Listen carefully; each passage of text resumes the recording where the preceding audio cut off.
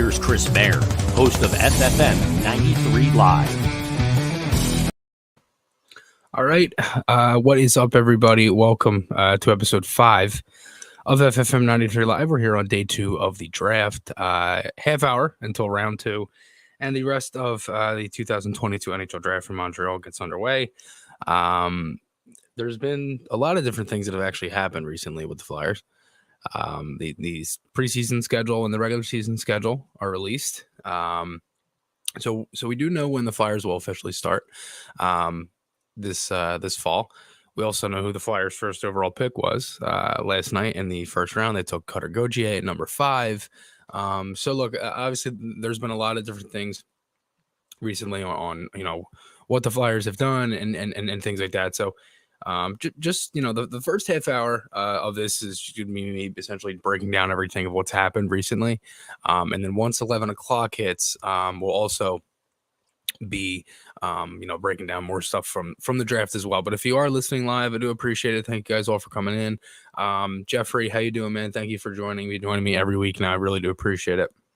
Very pleased that the Flyers drafted Cutter. This is Jeffrey's 47th season following the team. Diehard fan from Colorado. Jeffrey, thank you so much, man. I really do appreciate it.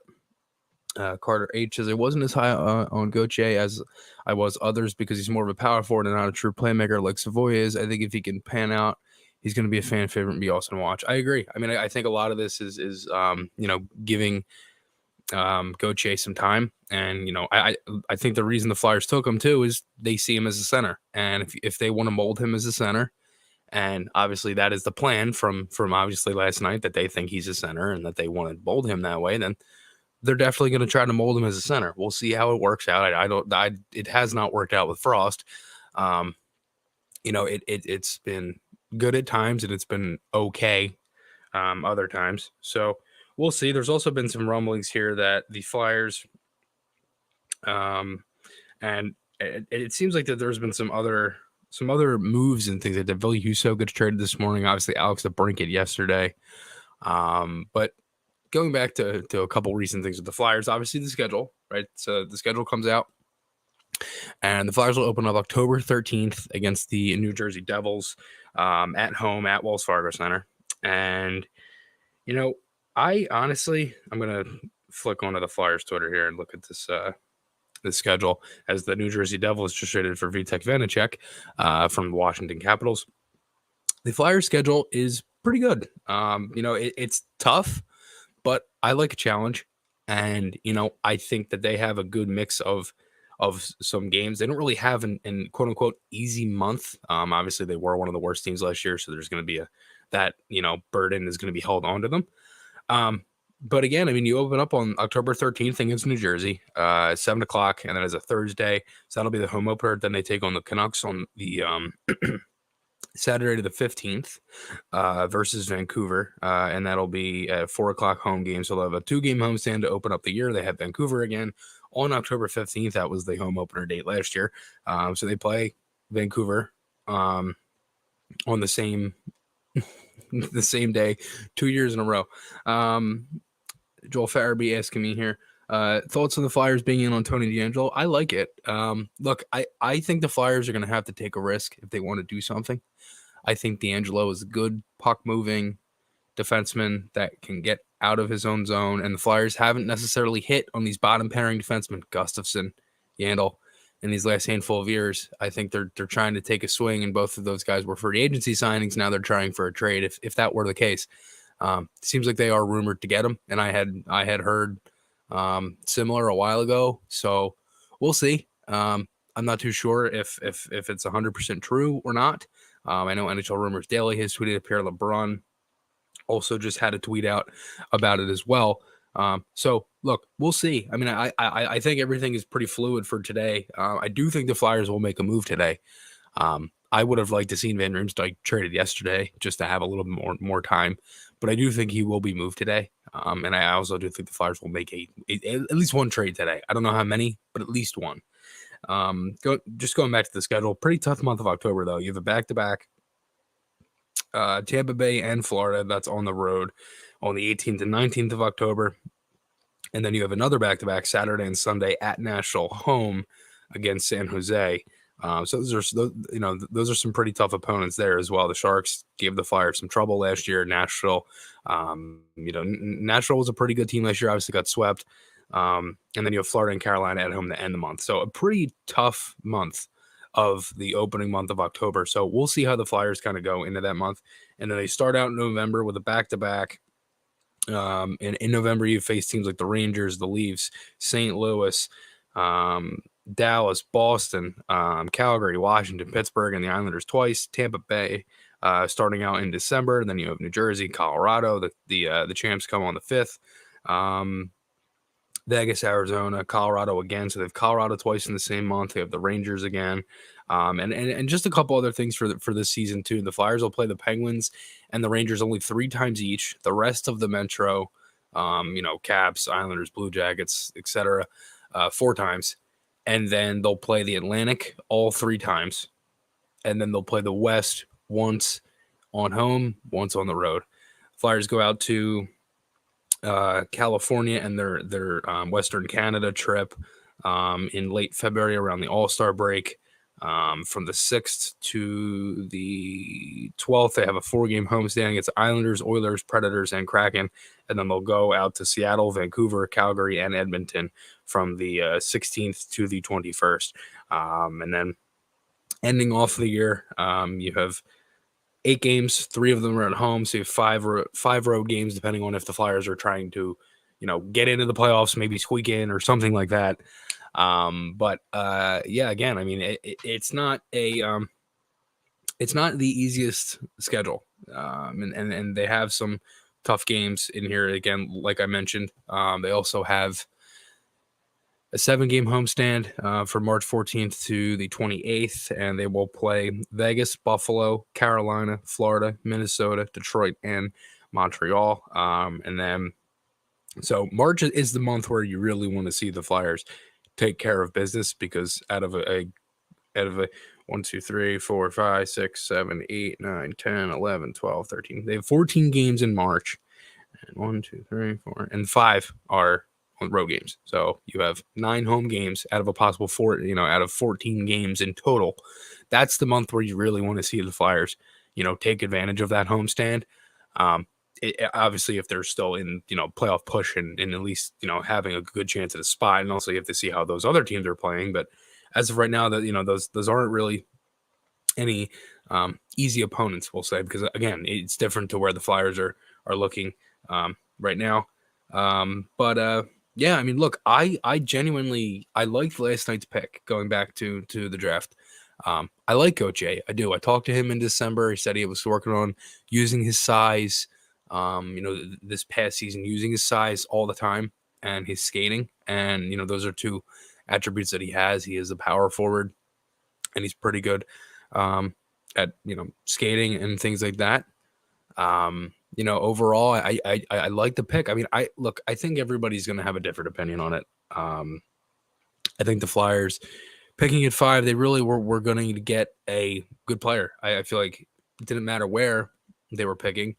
I kind of felt like the Flyers were going to get a good pick, whether it was 3 or 4 or 5 or wherever. Obviously the Flyers had the best odds of pretty much 4 and 5, but no, again, I mean, I like the pick. I think Gauthier is a good player. I think obviously they want to develop him as a center, so we'll see how that works out. Obviously, development camp is next week, but we'll see how that plays out as well. Yeah, I mean, again, I think looking at this, the Flyers also have the preseason schedule as well. And they'll play 6 games from September 24th to October 4th. They'll play Boston twice, Buffalo, and the Islanders twice, and then the Capitals. 3 of those games will be on the road. 3 of them will be at Wells Fargo Center.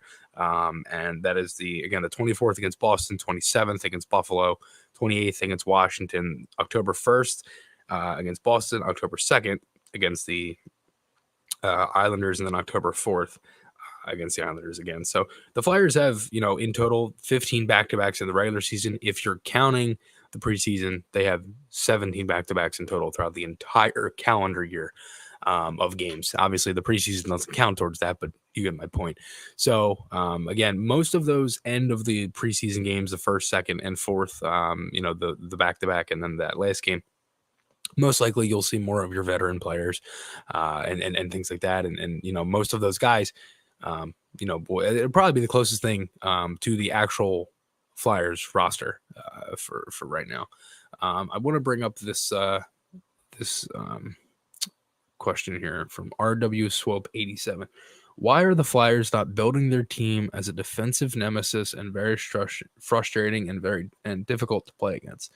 They'll attack teams nonstop in all three zones, taking away space and force turnovers. I agree with what you said. I don't necessarily think the Flyers aren't molding their team that way, because you still have to have offense too. I do think they are trying to get better defensively. I don't look at it as I think one of the biggest reasons that they brought in Tortorella was the defensive style, and Torts is a pretty good coach at getting, defensive teams going, and his teams actually do start well. So that could bode well for the tough month of October. And, I do think the Flyers need to get better at, forechecking. Felt like a lot of last year was dumping the puck in, not many people going out and get it. Things like that. I feel like the last handful of years. But again, I do think most of what they're doing right now is trying to mold a better defensive team. And Torts said it, they want to get better in front of Carter. And I think they will. I think that is one area that they need to get better. I thought they were actually a little bit better last year at times. It wasn't all the time. It was in the beginning of the year. But, to me, it's tough because there's a lot of areas that they need to improve in. So I kind of look at this as, it's kind of a step towards something different. And I think, the part of the reason why Torts got 4 years is they don't see this as a short-term change, a short-term kind of whole turnaround. And I don't either. I don't think this was the offseason to completely throw all your eggs in the basket like they did last year, and then it just completely backfired on them. So I kind of look at this now as a team and how do I say this? A team and a identity that's being rebuilt by also playing better structure and all that different stuff, and just being able to be a Flyer. And if anybody listens to Nasty Knuckles, Paul Holmgren actually said a great point about the 2006-17 that the Flyers actually have to get back to. And he was like, they were like, oh, saying that they're talking about they were bad and everything, but they had that mentality that who cares, essentially, like, who cares? We are the Philadelphia Flyers. And that's kind of how I look at it as well. And that's how the Flyers have to get back to it. So we'll see how it goes. I do think, most of it will be them trying to straighten everything out and get back to normal. But again, I think for the most part, I think they'll have to again, try to get back to that same type of structure that they needed to get to.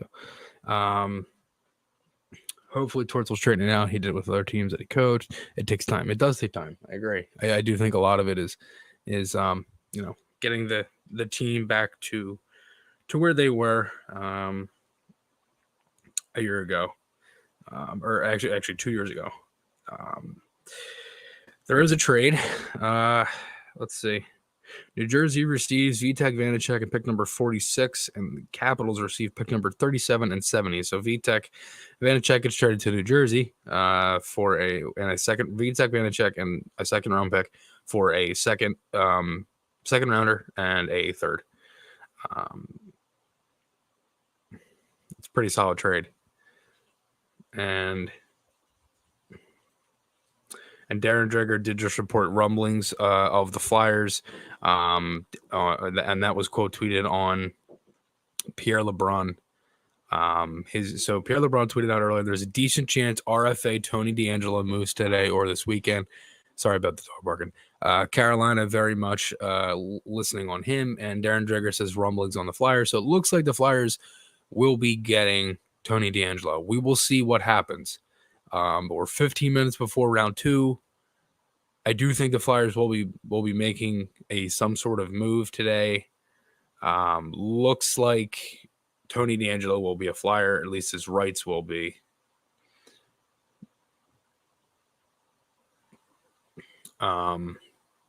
So again, it's a very developing and fluid situation. So we will see what happens, but this is the fun of trade day and the draft. And, there's a lot of trades and there's a lot of different things. We got 15 minutes here. If anybody listening now wants to call in, leave a message and I will play it if you want me to answer a question. If not, leave it in the chat. I will answer it there. But getting back to a couple of things with the Flyers, the Bradshaw hire. The Flyers hired Brad Shaw as the assistant coach, as I'm getting a phone call right now, so I do apologize for the buzzing. But let me just get that, because when it's on the desk, it buzzes a lot. So Bradshaw, the Flyers get Bradshaw, and they hire him. He used to coach with John Tortorella, and it actually came out in the Canucks press release. And it was essentially, it came out as Mike Yeo stepping in Vancouver, and then Bradshaw coming here. So the Flyers and the Canucks just essentially traded coaches. So this is the official. It's such a weird thing because I've never seen it before, and it wasn't a trade. I'm just joking. The Philadelphia Flyers announced today that they've hired Bradshaw as an assistant coach, according to the president of hockey ops and general manager Chuck Fletcher. Shaw will join head coach John Tortorella's staff behind the bench with a primary focus on the team's defense. Excuse me. The familiarity in working closely with Brad in the past and knowing his approach to the game will be a big benefit to our club, said Tortorella. Brad's experience, both as a former defenseman and the many years in the coaching ranks, has allowed him to implement a style which makes his team hard to play against, while allowing other players to thrive in their role. Shaw is 58, comes to the Flyers after spending the 21-22 season as assistant coach with the Vancouver Canucks. So, again, I like this hire. He worked with Torts before. It's not like it's, anything crazy. I think it's a good hire. And yeah, I mean, he was part of the reason why the Blue Jackets had the number 1 penalty kill. And I believe it was the record-setting penalty kill in 2019. They had a really good penalty kill that year. It was also one of the best years. Atkinson thrived shorthanded, and played really good defensively, just in the offensive zone in general. Again, he previously was an assistant for 5 years with the Blue Jackets from 16-17 to 2020-21 under Tortorella, where he led the team to 193, 133, and 46 record in 372 regular season games. So, again, I think this is a good hire for the Flyers. It's somebody that Torts knows, and I think that's perfect. I think that's really what they need. Kind of going off of more of the fluent situation and what is happening. It actually seems like the Flyers are trying to get Tony DeAngelo. That's what it looks like. So we'll see. But Darren Drigger had reported it. Rumblings on the Flyers about 5 minutes ago. We'll see. Dan Coyne. Personally, don't think DeAngelo is a great fit. What pairing do you see him slotting into? To me, well, too many offensive-minded guys in the back end. I think he'll slot into the third pair, and play with York. I think he works out. I think he's a younger defenseman. He's coming off of a good season. Let me look up Tony D. Let's see, because I'm curious.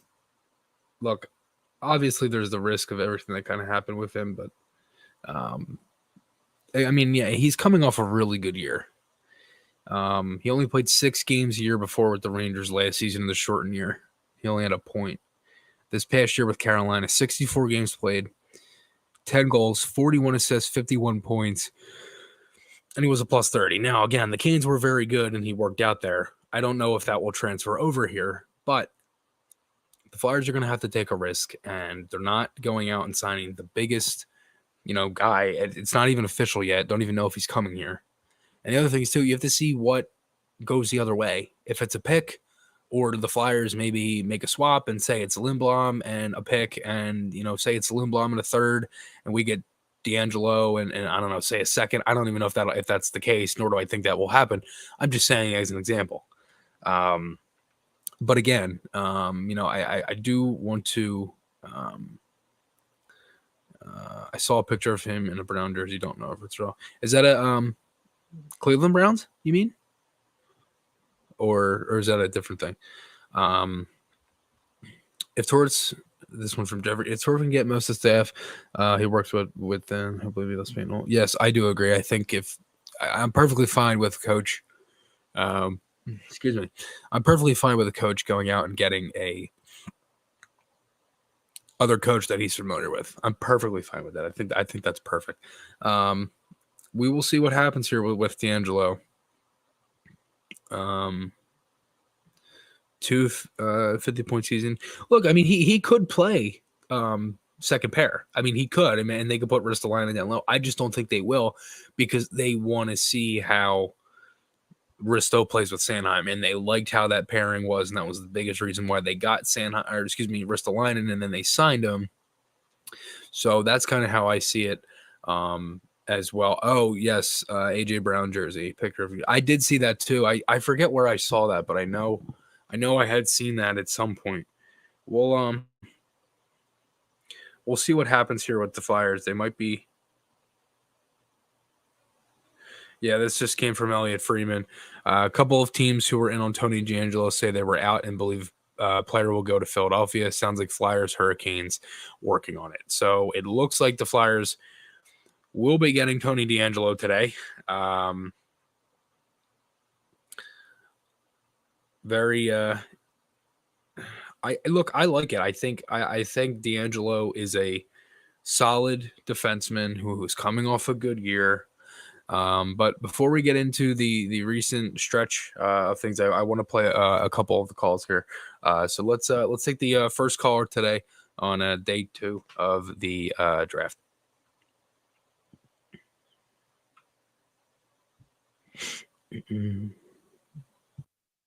Hey, Chris, it's Scott. Wanted to call this morning and ask you a question about NHL draft day 2. I'm excited for that, obviously. Flyers don't have a pick in the second round. I think we both know that they could really use one, and there's some good players on the board. Do you think Flyers will trade up? And do you have an idea of what they would do to make that happen? Thanks for answering my question, and good luck with the show today. Scott, how you doing, brother? Thank you for calling in. Yeah, look, I mean, I do think the Flyers are moving up. We'll see if this DeAngelo move has anything to do with them and the Flyers essentially moving up. And this also just came out from Pierre LeBrun. Hurricanes and Flyers are working on a Tony DeAngelo trade. It's close, I believe. So it seems like we are getting a trade, and it seems like the Flyers are going out for a right-handed defenseman who can play. We will see. It seems like that the Flyers are getting Tony DeAngelo. Look, I do think they will be making a move.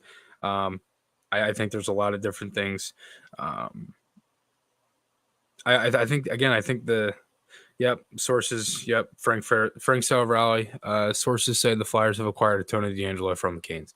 So it seems like the Flyers are getting Tony DeAngelo. I don't know what it is. Don't know what the return is. Don't know what the whole thing is here, but again, fluid situation. We will see.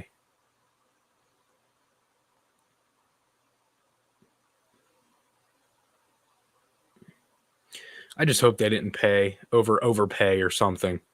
Maybe it is JVR. I don't know. It could be JVR. I'm not sure. I'm thinking either JVR or Lindblom. I can't see it being anything else.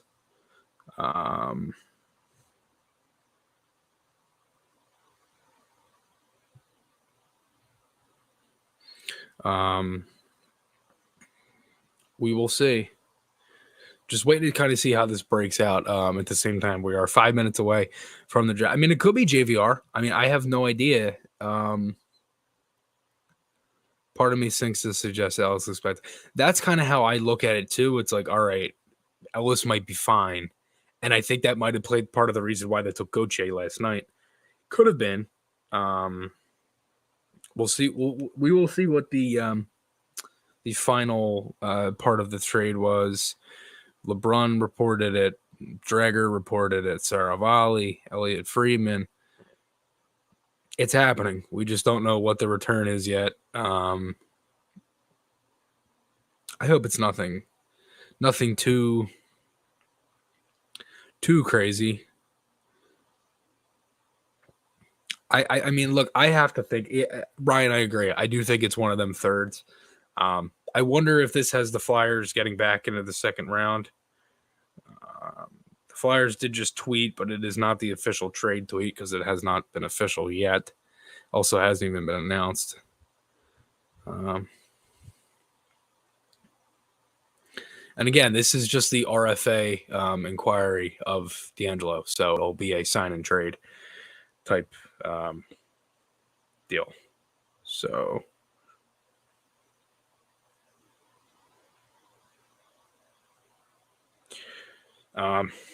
again, D'Angelo, if you go onto Cap Friendly, we just take a look at this.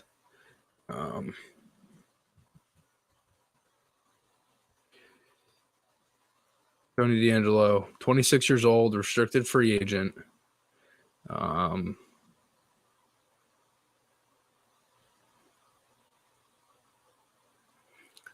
And he was making $1 million as his cap hit for this past year. So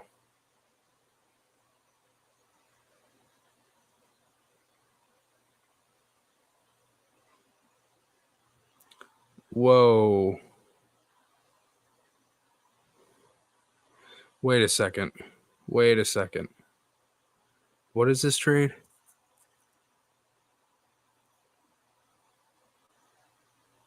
Second. We didn't even have a second. Maybe it's next year. Second, third, and fourth round picks from Philly for D'Angelo.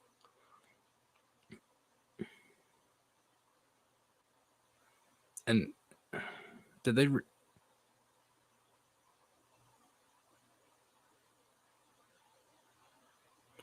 Yeah, I think they're good. So a second, third, and fourth for D'Angelo. Oh my God.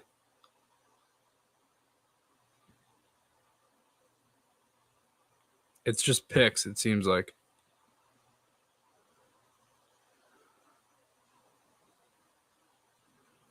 Huh.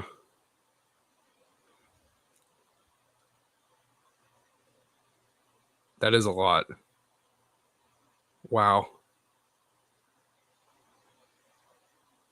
He wasn't coming here last year. I'm telling you that.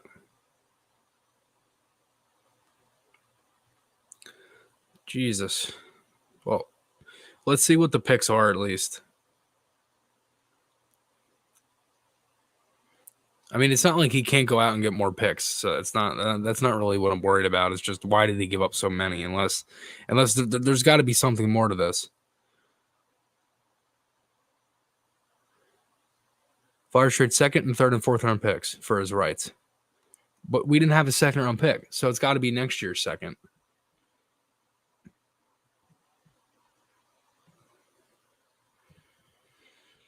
Oh my gosh, that's a lot.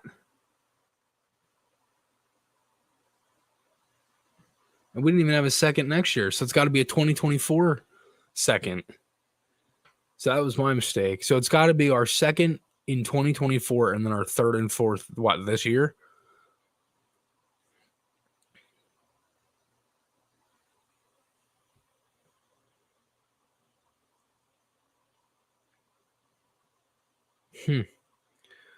I don't even know if that's the official deal. I mean, obviously, we're going to wait and see until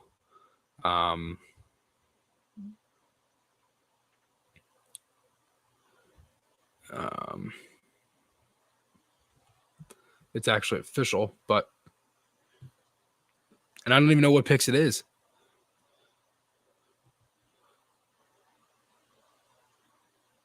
$24. Yeah, that's what I figured.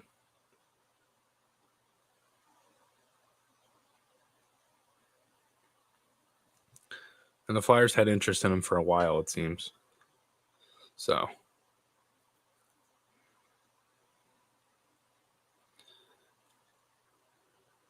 I mean, I don't even know if that's the official deal yet.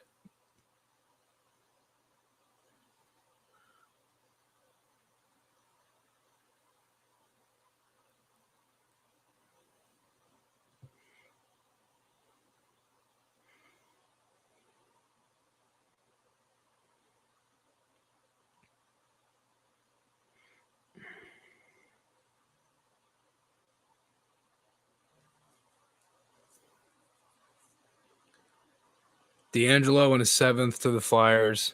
Canes get a 2nd, 3rd, and 4th round picks, which are spread out over the next 3 years. So he trades 3 picks over the next couple of years for Tony DeAngelo, who's a restricted free agent, and a 7th round pick. It's not horrible, but it's not good. Like, I like the acquire of DeAngelo. I think that is a good. I think that is actually a good player to pick up. But I'm not necessarily. If the picks are spread out, if none of the picks are this year, because nobody's said what picks they are, it's just they've been spread out. So who knows? And the second was obvious. And the Flyers and DeAngelo are close on a contract extension. That's per Chris Johnson. So looks like Tony DeAngelo is coming here and then getting signed right away. 2-year extension for DeAngelo in Philadelphia per Elliot Freeman. So looks like Tony D is a Flyer. I like it. I like Tony D. I don't know if I like giving up that many picks. Again, we don't know what picks they are.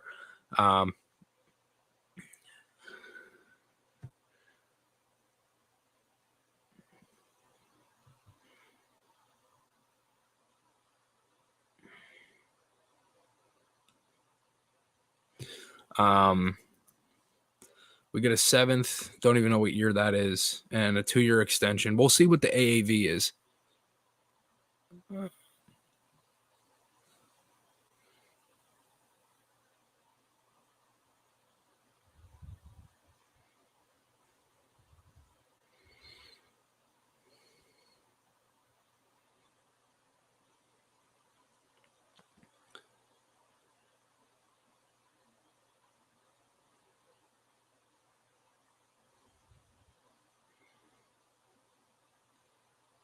Look, I look at it. It's not a horrible deal.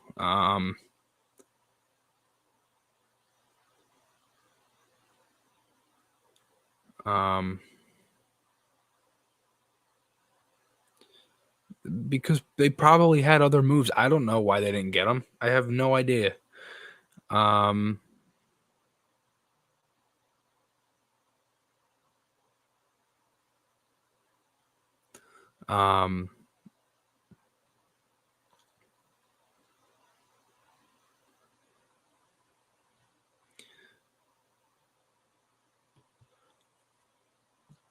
I mean, a second in 2 years. Okay, it's a second in 2 years from now. It's a 3rd round pick, and that's either next year or this year. And they have 3 thirds next year, so it's probably one of them and a 4th, and it's probably one of the Oilers picks. If the Flyers did this without moving any of the picks in this year's draft, I think that's a pretty good trade because you're able to, again, they have that many of those picks. They move the 2nd, and then you get a 7th back, which is, just like chump change. I mean, they have 3 thirds next year. You have 2 fourths. You have the Oilers one from the Brassard trade and then their own. So that's probably both of those are probably both next year's. And that's going back to Carolina, and we get D'Angelo in the 7th on a 2-year extension. It's really not a horrible trade.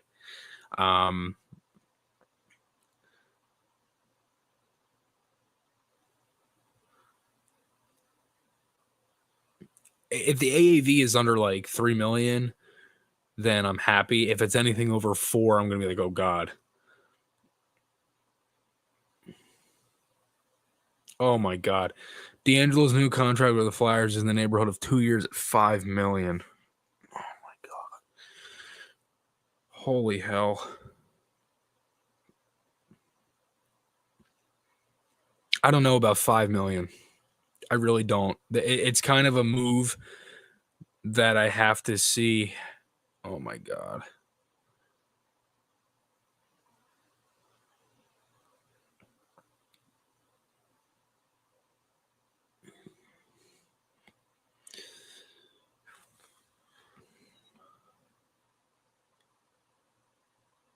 Wow.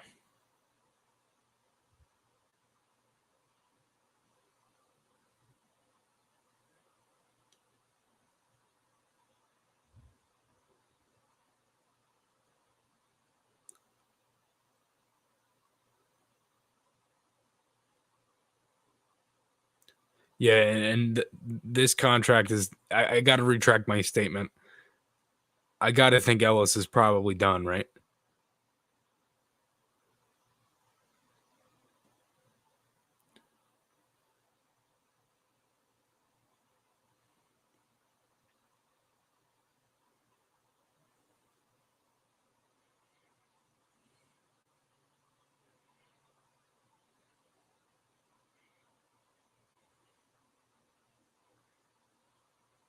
Wow.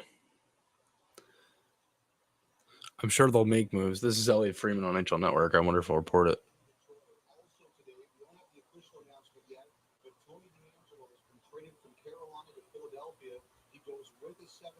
For a second, third, and fourth rounder. He's going to sign a 2-year extension with the Flyers, about $5 million a season. D'Angelo had permission to talk to teams from the Hurricanes. Yeah. So Elliot just reported it on NHL Network.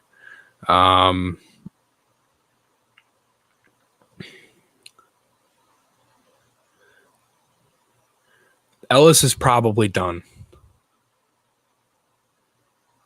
But again, like I like D'Angelo. Like I do. I think D'Angelo is a good player. I think he has a lot of skill. He has to be. I mean, like there's no way you go and you get a defenseman like that. And Yuri Wallach from Flyers Integrity just made a good point to me, and he was like, they're probably bringing him in the play with Provorov like he did with Slavin. And I think that's 100% a good reason. Ellis is probably done. That's how I view it. Whether he can play or he can't, there's no way you go out. And I mean, it's not like, look, you have assets here. It's not like the Flyers don't have assets to move. Again, you have 3/3, 2/4, and you had a second in the following 2 seasons that you can add. I'm not mad about that. It's just the fact that you're probably losing a defenseman now, and Ellis is probably done.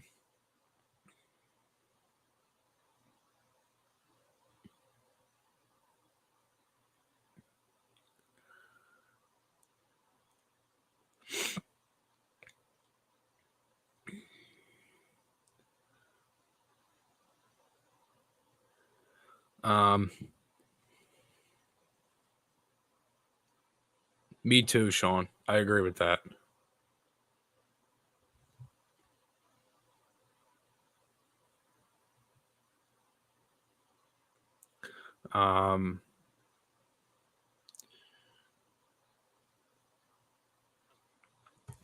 We'll see. I mean, look, this is still a developing type situation. I don't know if the Flyers will make any other moves that didn't make a pick, but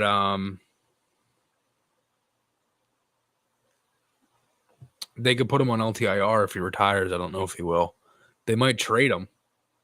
I mean, I don't know how they could do that. They probably even won't even do it, but people are like, oh, well, they could move him on LTIR. I don't know. We'll see. So Tony D is a Flyer.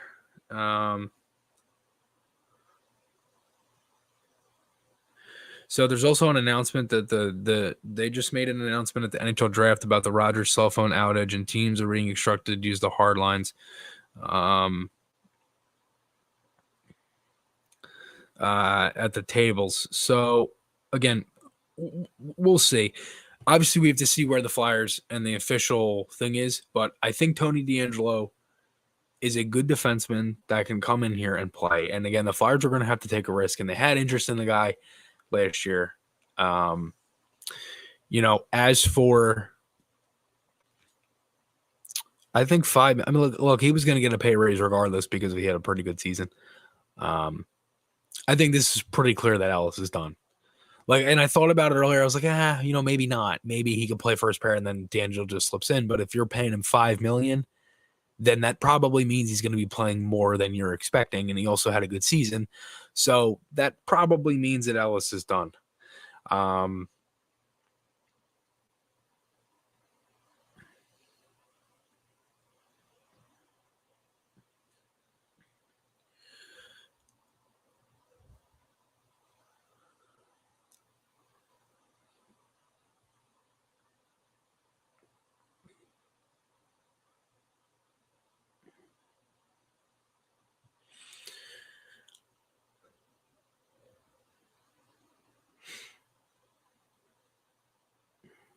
Again, they had assets to move out. It's not like they didn't. They had a good amount of.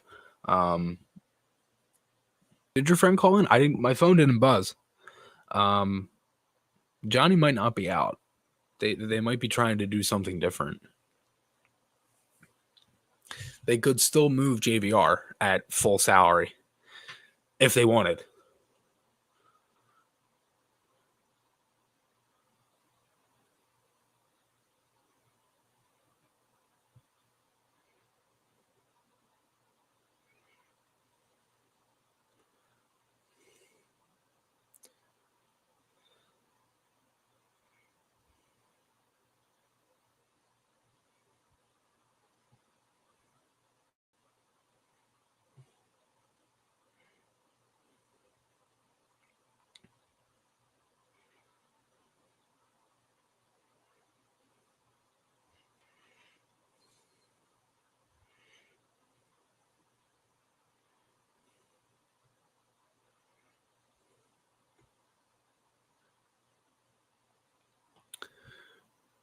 Okay.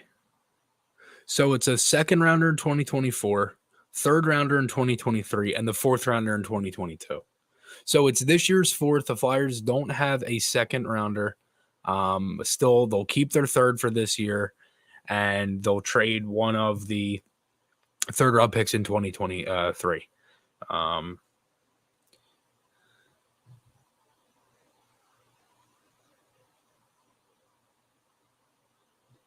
So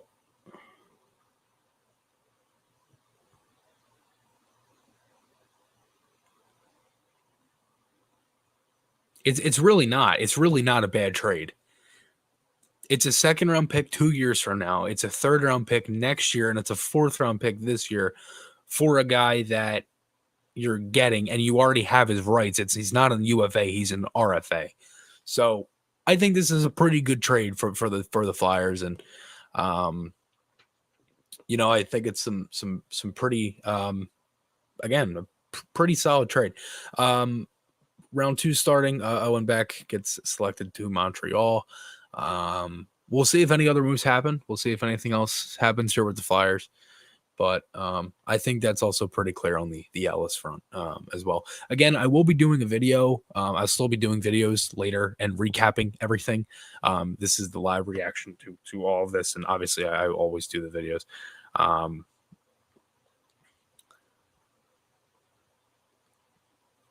But 3 years, no second round pick. I mean, they can still get a second round pick. It's not like they can't.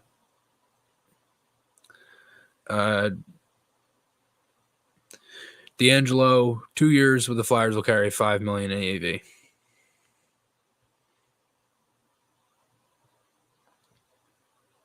It's really not a bad trade.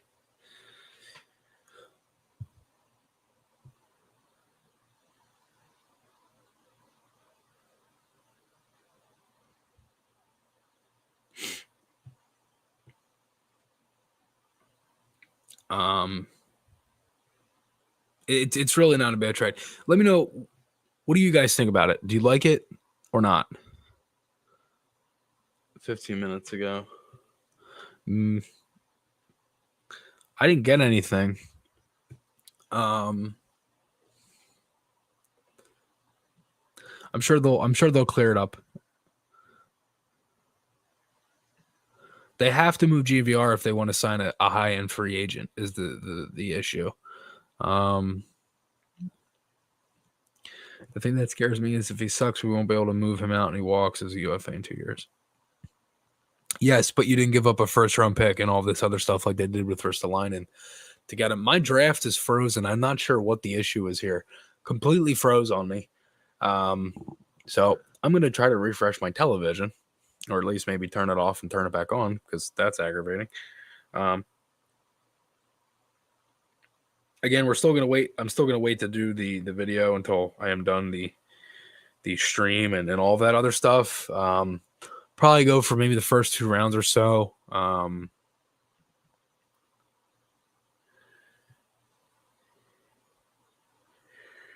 Again, like, this has to lead me to believe that Ellis is done, right?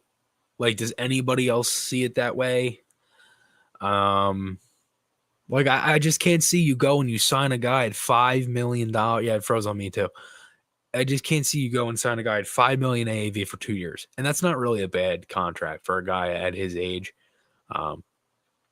Pretty much making the same amount as Sanheim. Just a little bit more than Sanheim at the same age. Sanheim makes what?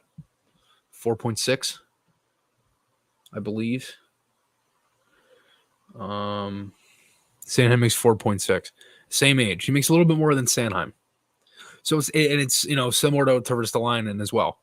So Ristolainen is a year older too, and will be a USA. So we'll see what the Flyers do.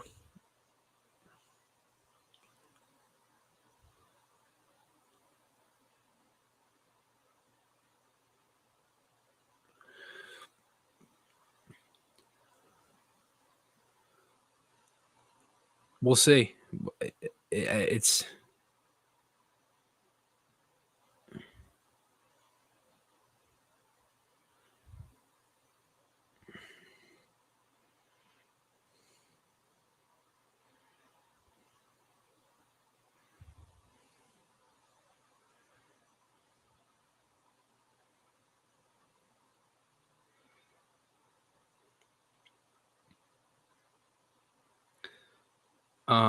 Sean, 100%. Not an issue of talent with D'Angelo. Exactly. He has the talent, and he can. He again, and it helps out the power play. It's not like you're bringing in a Yandel. The guy can barely skate. This whole thing, and it's nothing against Yandel. It's just it wasn't the right.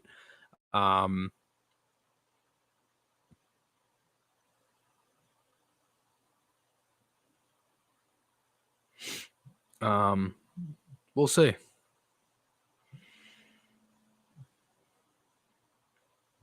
Phone is buzzing, so I'm assuming I'm getting a call. I'm going to let that buzz for a second.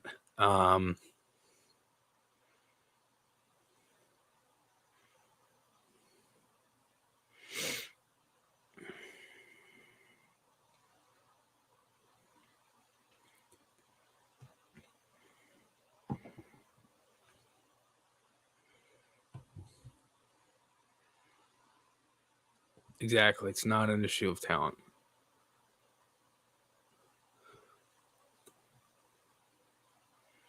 It's not that much of an overpay.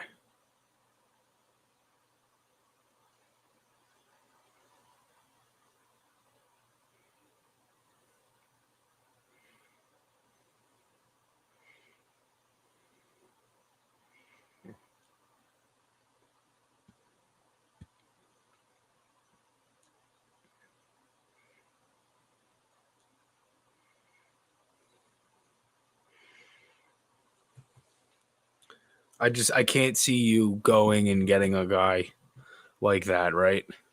I don't think it's an overpay. I think it's perfectly rated of where he was probably supposed to get. And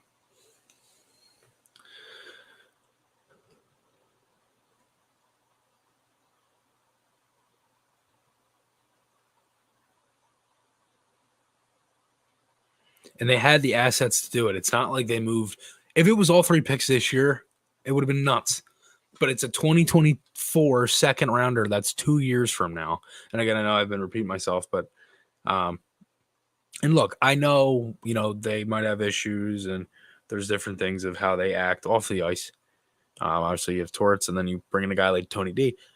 But there's nothing to say that can change. And maybe D'Angelo isn't like that anymore, or has changed a little bit since going to Carolina and having a good season there. So I think he's a good player, and I think he'll work out. I have no idea what is up with Ellis. No, Yandel's not staying here. Yandel's probably done.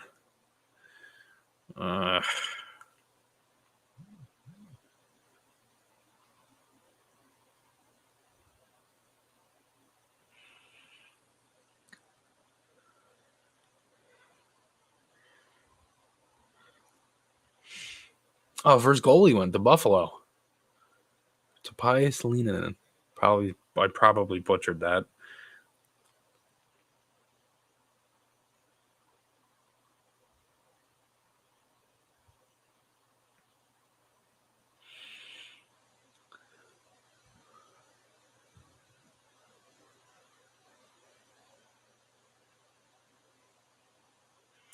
I did just get a call, so I do want to play this because it's most likely about the D'Angelo trade, but we'll see. Hi, how you doing? This is RWS Swib's friend, Mike. So, yeah, what I wanted to say was I think the Flyers really need to be a team that's always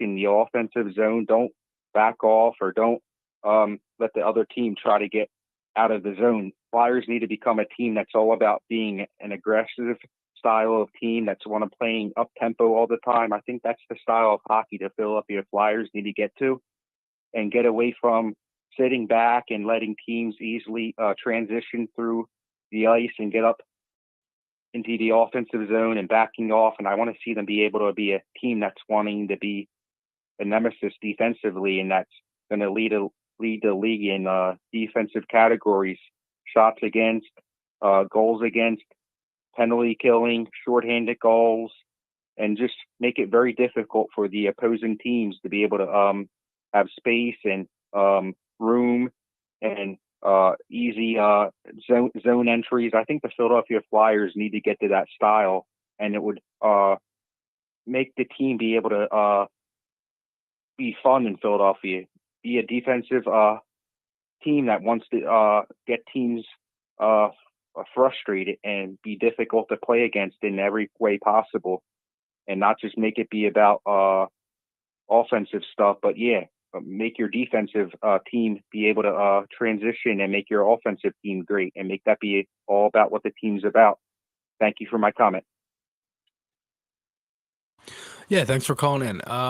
Look, I agree with you. I think a lot of what they need to do is get better defensively, get better in front of Carter Hart, make the defensive style better, get the structure, and again, just be more calm. It seems like every time they're like scrambling in the defensive zone. Like, I'd rather them just be calm, be able to play. Oh, Seamus Casey goes to New Jersey. That's so unfortunate. Devils get 2 good defensemen in this draft. Nemec and Casey. Wow. I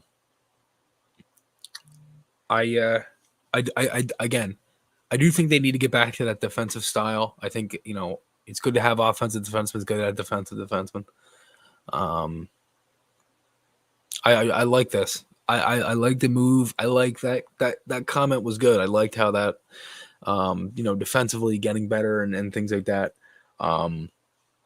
And I do have a couple more calls here that I will be answering throughout the show. And if anybody else listening live, again, if you want to call in, you can.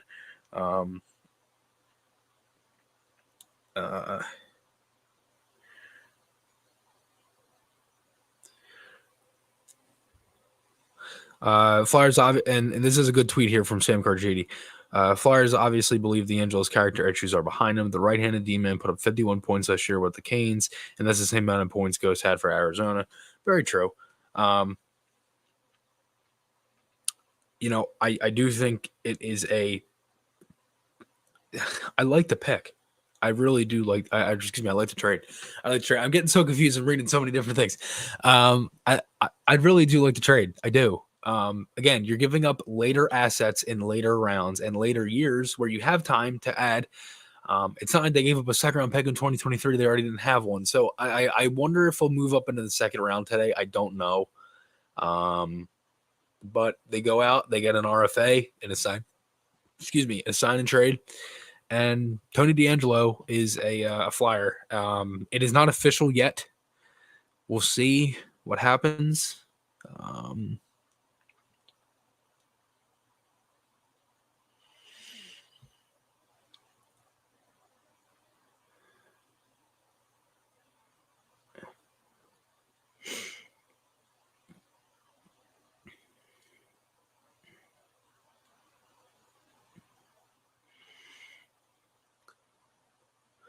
Yes, Tony DeAngelo is coming here. Hey, Chris, do you see Noah Cates? I do see Noah Cates is one of the guys that I do see coming out of training camp to make the team. I am very excited to see how that kind of plays out.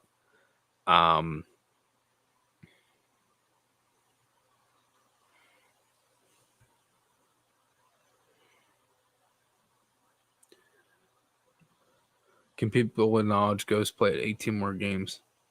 Sick of the love of Ghost. I mean, Ghost had a good season, and Ghost was a good defenseman, and he was not used right here. So that's where the love comes from. They didn't know how to play him, and they wasted his talent.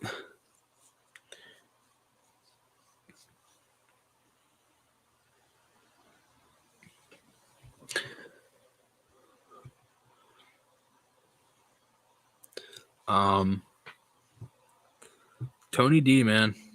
Wow. Getting another call. I apologize. These keep coming in like crazy, and the phone buzzes. Oh, this has got to be Sean Fitzpatrick. This has got to be Sean Fitzpatrick.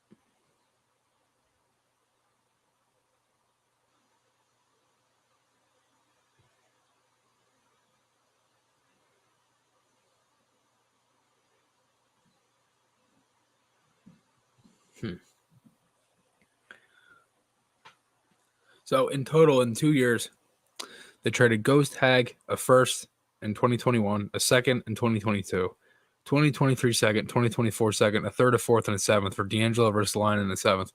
So they've traded a lot, and the Line trade was absolutely horrible. But I'm not mad at the D'Angelo trade. I think people are making it a lot worse than what it really is. It's a lot of picks, yes, but it's later years where you literally can still add picks. So I'm not really too worried about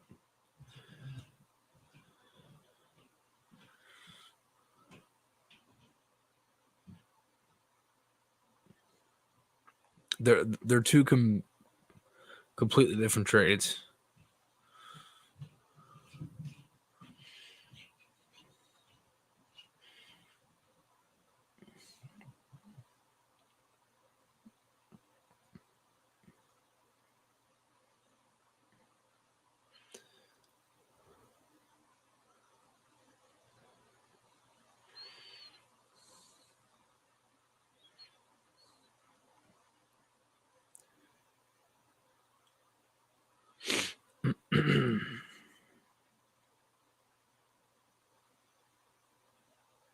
Yes, they are.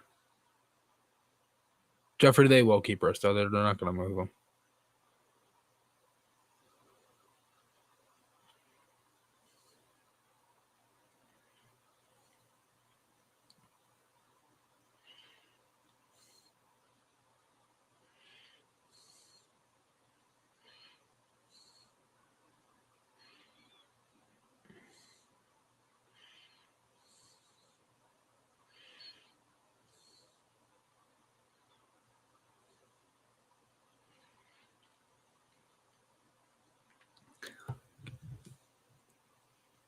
We have a third, a fifth, a sixth, and a seventh. So we have 4 picks remaining, bearing the Flyers make any other moves. Unload JVR and someone else to add Johnny Hockey.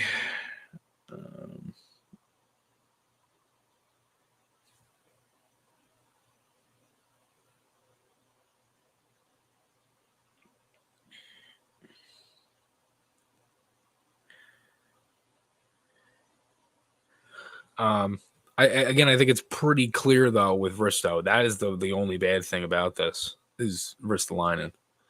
I'm going to play this call here. Let's play it now. Hey, Chris, it's Sean. Good morning.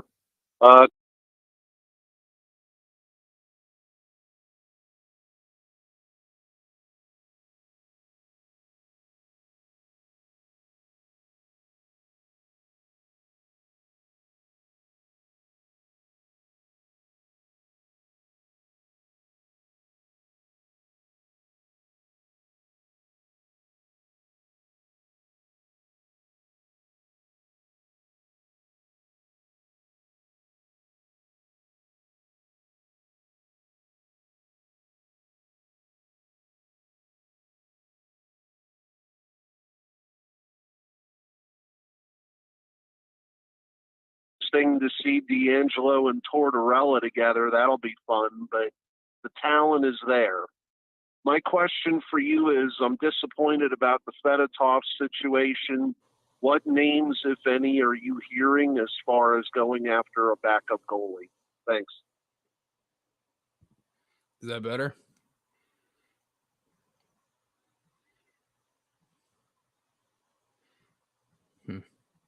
You guys still hear me?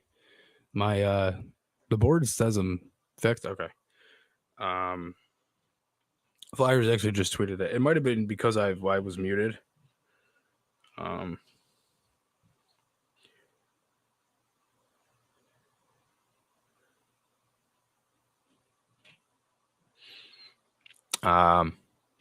Anyway, Sean's question was essentially the Gauthier and talking about the D'Angelo acquisition. Again, I like Gauthier. I think it's a good pick.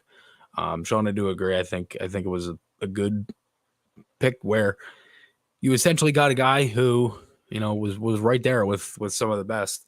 And as for the D'Angelo acquisition, the Flyers just tweeted out as official trade alert. Flyers acquired defenseman Tony DeAngelo from Carolina.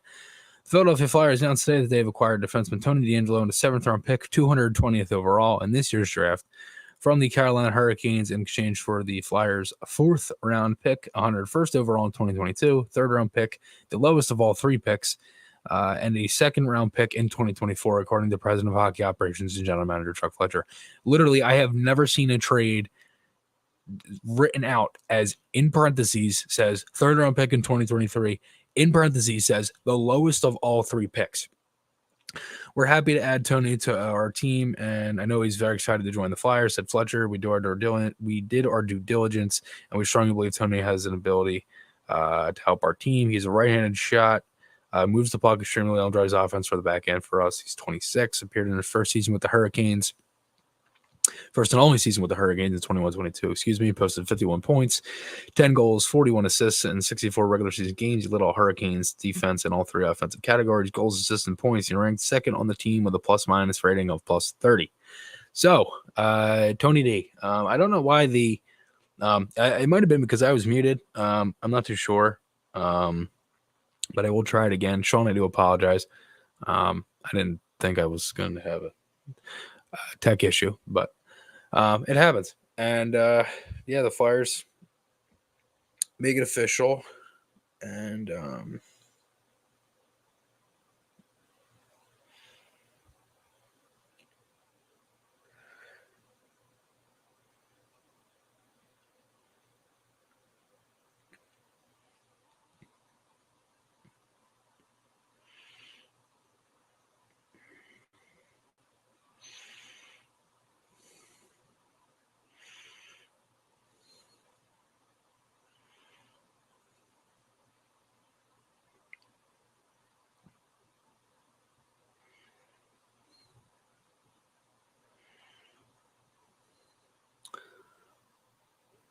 AAV is around 5 million.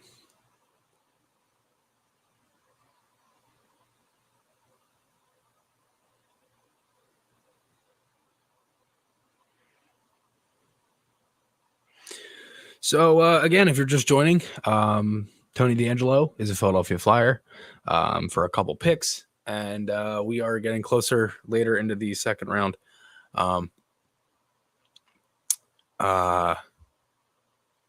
Round pick 59, or excuse me, 60 right now.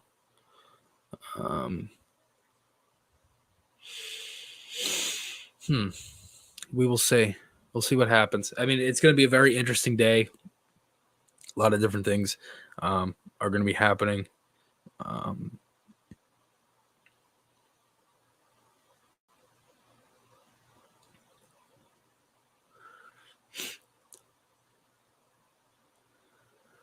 We'll see. We will see what happens. The Angels AAV is around 5 million. I believe that is the official. The Flyers, I don't think, put it in the press release. I didn't read that far. Let me see. Let me go back and look. They did not. There's nothing in here about him signing an extension yet, so we'll see how it plays out. We will see. You know, I'm curious if they do make any other moves today.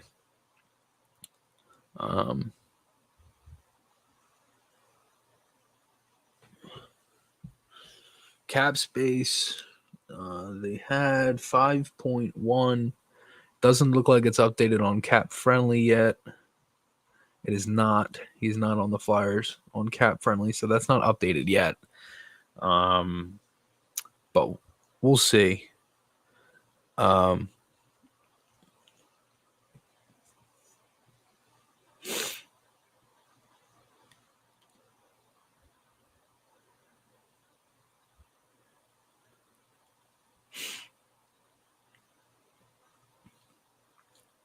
Yeah, we'll see what happens.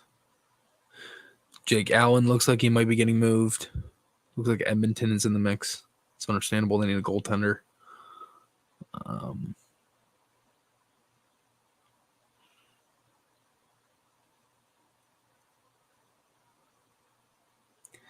Yeah, D'Angelo's AAV was around 5 million is what it seems. Looks like 5 million is even.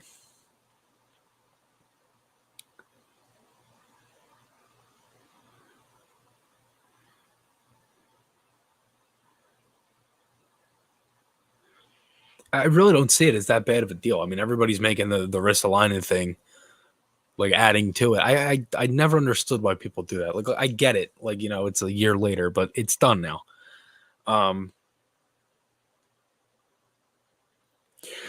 You know, excuse me. Got up early today for this one. Tony D, coming to the Flyer. Look, I think it's a good deal. Like, I do. Like, I'm genuinely, I like it. I do like the trade. You get D'Angelo, who again was making 4.8 the year before with the Rangers, had a worse season that year. He made 4.8 and played 6 games. And he was bought out. Then he signs a $1 million deal, puts up 51 points, and he makes $5 million. It's really not a bad AAV either.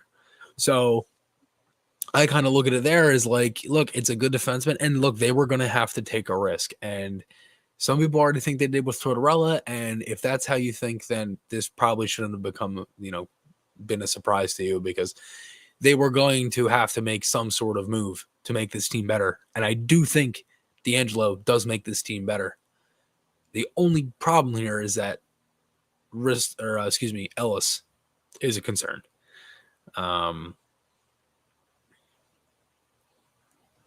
Look, and that'll always be the burden on him. That'll always.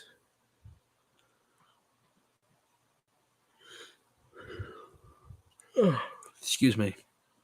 I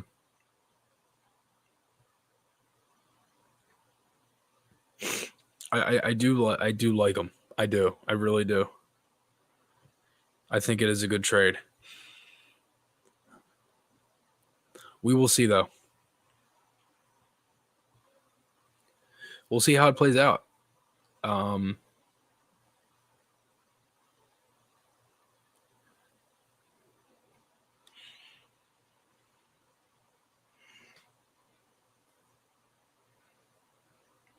It's a different type of situation than it is with Ristolainen, because you don't really know what pairing he's going to play in. I think it genuinely leads me to believe,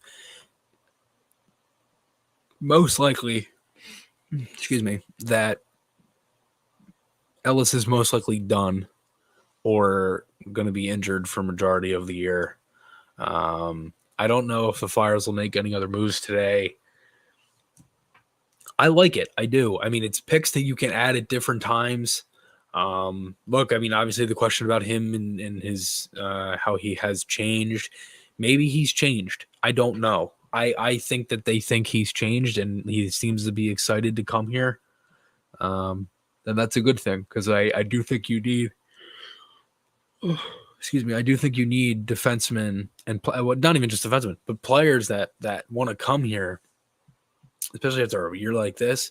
You want that, and you need that. So I think this is a good move for the Flyers. I'm curious to see if they do anything else. Got a lot of comments on here. Still got a lot of people in here. Again, thank you to everybody for joining in. Really do appreciate it. Second round is almost done. It's been going pretty quick. I've essentially paid no attention to it since the Flyers made a trade.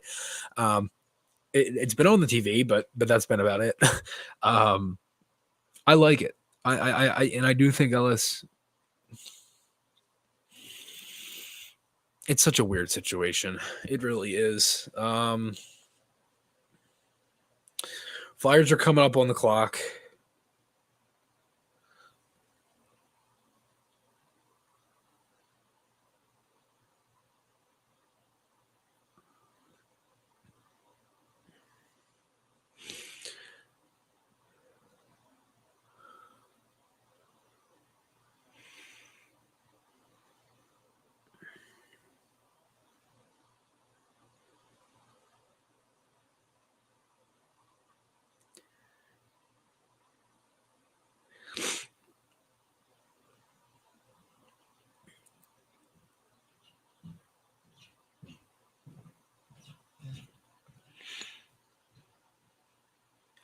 Might be able to offer us a small retirement package. Yeah, so again, if you're just joining, we are getting some more people in here. The Philadelphia Flyers have acquired defenseman Tony D'Angelo from the Carolina Hurricanes and a 7th-round pick, 220th overall in the 2022 draft in exchange for a 4th-round pick, 101st overall in 2022, so this year's 4th, the 3rd-round pick in 2023, which was the lowest of 3 picks because the Flyers had 3 picks in that draft, 3 3rd-round picks, and a 2nd-round pick in 2024. So that's how I see it. I think it's a pretty solid move. You get a D'Angelo, a guy who is going to make around the same money for assets that you literally can add again. And right now we are on pick 67, the Flyers pick at 69. So we will see who they take. I believe I mean, I'd like to think they go a defenseman here. I don't know who else is really available. I'm not a big draft guy, but again, I think it's a pretty good trade. Amadeo, what's up? Pure chaos. Yes. Nate, what's up, brother? How you doing, man? I hope you're doing well too, man. I miss you. D'Angelo is good on the power play. That is very true. He's a good power play, puck moving defenseman, can get the puck out of the zone. And the other thing is too, the Flyers have his rights. So this isn't a move for a UFA. This is a move for a RFA. Solid trade. I think it's a pretty solid trade. Now, in other assets last year, that was not a good move, but this move was a good one. I will say that, and I will say that about Fletcher.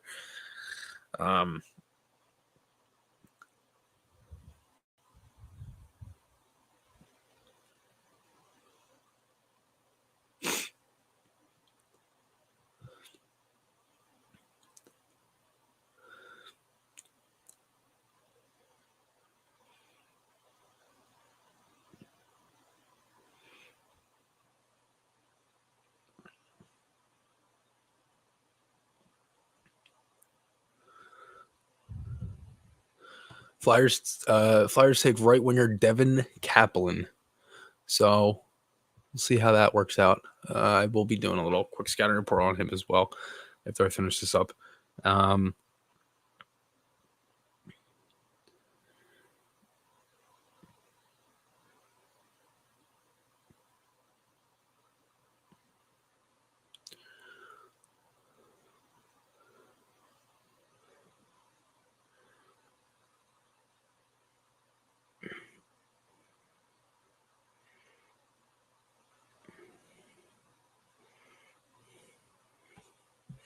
So Devin Kaplan, right winger, goes to the Philadelphia Flyers.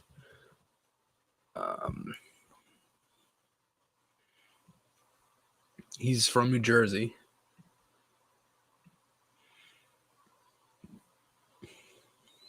6'3", 200-pound winger. 18 years old, ranked around pretty much the same. This past year, Flyers go with the U.S. program again. He's going to be playing at Boston University next year. 53 games played, 13 goals, 25 assists, 38 points. Pretty solid numbers. That's for the U18 team. USHL, playing for the United States Development Program, 22 games played, 8 goals, 10 assists, 18 points, and also played for the under 18 World Junior team, put up 6 points in 6 games, a goal, and 5 assists. So it's a pretty good numbers. Again, big winger. Seems like he's a playmaking guy. He can score some greasy goals, or at least score some goals, not greasy goals, but just goals in general. He's going to be playing at Boston University next year.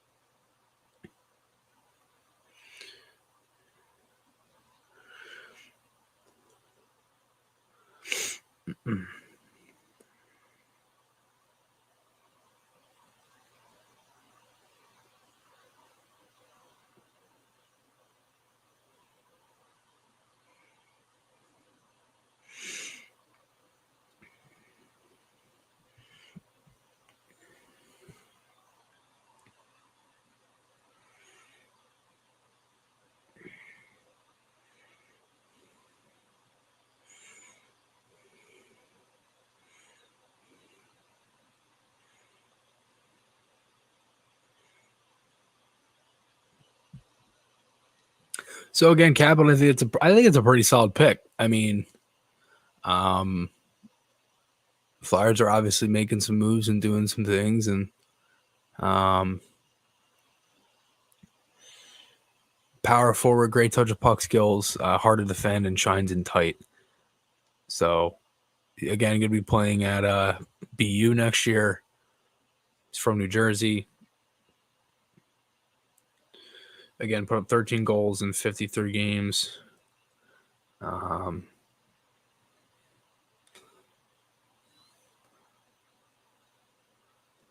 think that's a pretty solid pick. It's a big winger. And again, the Flyers, again, they have more of a logjam at wing and things like that, but I do think that, you still have to add in certain areas, and that is an area that, they can still add in.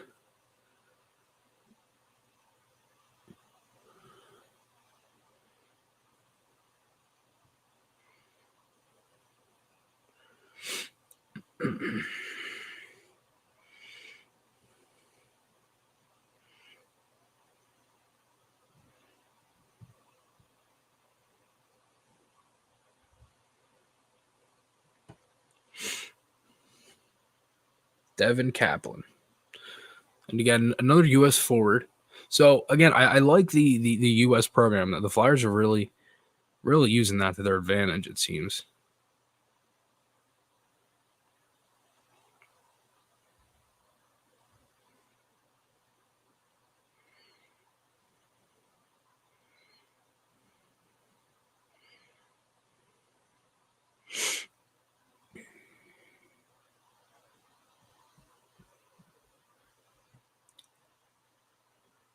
Good on the power play. I don't see Provorov. I don't know. It's tough with Provorov. It really is. Yeah, North Jersey. So again, it's understandable. I do think this is a pretty good pick. I mean, again, it's a bigger winger. We'll see.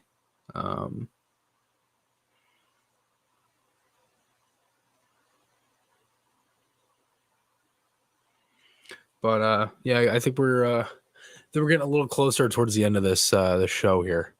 Probably gonna go around maybe till an hour and a half, and then maybe hop off. Been a pretty good show though. I think there was a good amount of stuff here.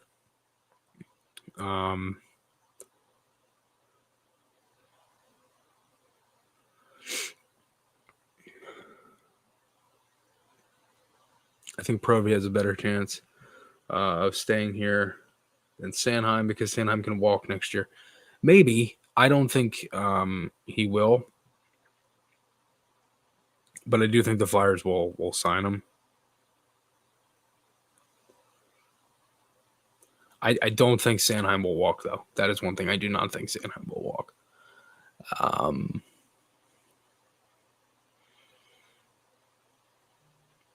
It's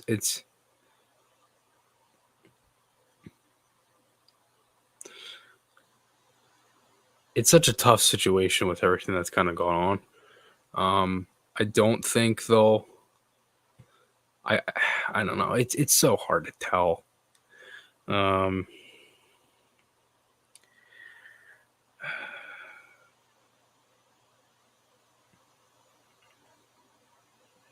It's so hard to tell. It really is.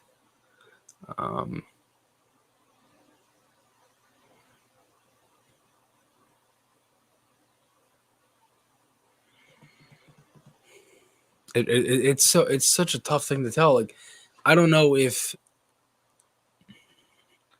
because if Provorov does get moved, right? Say they were to move him, and I don't think they will, because I don't think they're going to overreact, but we'll see. I mean, it's such a tough situation. It really is. We're still in the third round.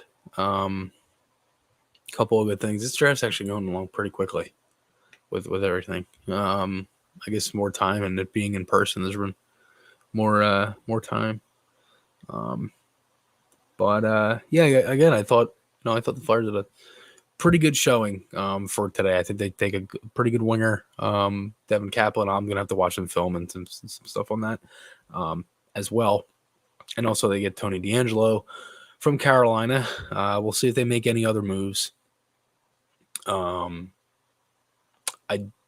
don't know if, Gaudreau is interesting. Obviously, that's been talked about a lot. There's been so many different things on, does Gaudreau come here? Does he not? Whatever. I don't know. We will see. If he does, like, I don't know. Because I don't know if they'll trade for his rights, or they'll just go and wait until Wednesday to make some sort of move.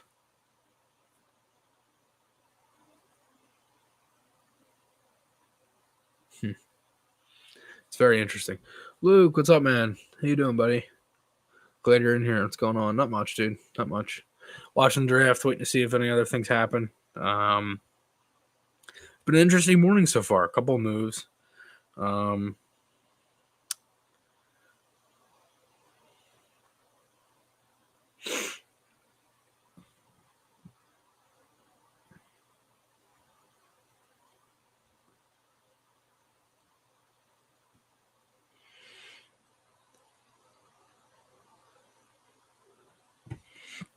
Yes, they did. They took Devin Kaplan, right winger, from the U.S. program, 6'3" winger. This is from Steve Coriano's Flyers take 69, or Flyers at 69 take hardworking winger Devin Kaplan. Believe he's headed to BU. Good size, hard shooter. Points per 60 must have been high since he was stuck on the NTDP's third line. Killed penalties as well. So seems like a pretty good pick. Kaplan again. I really do like a 6'3" winger. I think that's a pretty good pick. But I think we're getting towards the end here of the show. Again, a lot of different things. Flyers get Tony DeAngelo, and also make a pick. Take Devin Kaplan in the third round. So they do have a couple more picks left, but I think we're gonna end this one off today. Again, thank you guys all so much for tuning in. Obviously there's going to be a very interesting week of different things and development camp and obviously free agencies coming up. So again, we will see what happens. I think there's going to be a lot of different stuff coming up over the next handful of weeks. Again, it's going to be crazy. We'll see if Gaudreau comes, and the Flyers do make a trade today. So let me know your guys' thoughts. And again, seriously, thank you guys all for the support. Thank you for calling in if you did. I will talk to you all again soon.